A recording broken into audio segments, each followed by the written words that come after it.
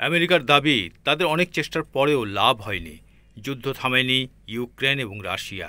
এই আবহে আমেরিকার পররাষ্ট্র দপ্তর জানালো, এই দুই দেশের মধ্যে আর মধ্যস্থতায় কাজ করবে না আমেরিকা। গত বুধবার ওয়াশিংটন ডিসিতে যুক্তরাষ্ট্র ও ইউক্রেনের মধ্যে বহু প্রতীক্ষিত খনিজ সম্পদ চুক্তি হয়। তারপরই ইউক্রেনের শিল্পনগরী জাপোরিঝিয়ায় বড়সড় ড্রোন হামলা চালায় রাশিয়া, আর তারপরই ট্রাম্প এই যুদ্ধের মধ্যস্থ করা থেকে সরে গেল। সংবাদ মাধ্যম নিউ ইয়র্ক পোস্ট এর প্রতিবেদন অনুযায়ী ব্রুস বলেন, আমরা সারা পৃথিবীতে বৈঠকে মধ্যস্থ করার জন্য দৌড়ে বেড়াবো না। তবে তিনি এও জানিয়েছেন যে দুই দেশ যাতে কোনো চুক্তিতে পৌঁছায় সেই জন্য আমেরিকা বদ্ধপরিকর। এর আগে আমেরিকার ভাইস প্রেসিডেন্ট জেডি ভান্স এবং বিদেশ সচিব মার্কো রুবিওর গলাতেও শোনা গিয়েছিল একই সুর। তারা দুজনেই জানিয়েছিলেন যে যুদ্ধ থামানোর দায়িত্ব রাশিয়া এবং ইউক্রেন দুই দেশের।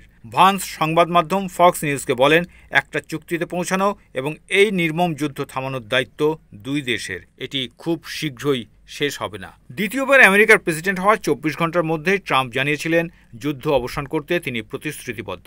পরে তার সময়সীমা সংশোধন করে জানান এপ্রিল বা মে মাসে সমাধান আসতে পারে। কিন্তু এখন পর্যন্ত রাশিয়া এবং ইউক্রেনের মধ্যে কোনো শান্তি চুক্তি হয়নি বা এই বিষয়ে আলোচনা হয়নি। এই পরিস্থিতিতে মধ্যস্থতার উদ্যোগ থেকে আমেরিকা সরে আসতে চাইছে বলে মনে করা হচ্ছে। প্রসঙ্গত, একদিন আগেই খনিজ চুক্তি করেছে আমেরিকা এবং ইউক্রেন। এর ফলে ইউক্রেনের প্রাকৃতিক সম্পদ এবং দুর্লভ কিছু খনিজের নাগাল পাবে আমেরিকাও।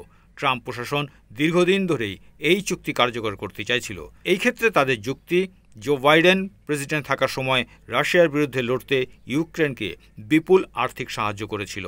এই চুক্তিতে সই করে সেই ঋণের কিছুটা অংশ চোকাবে জেলেনস্কির দেশ ইউক্রেন।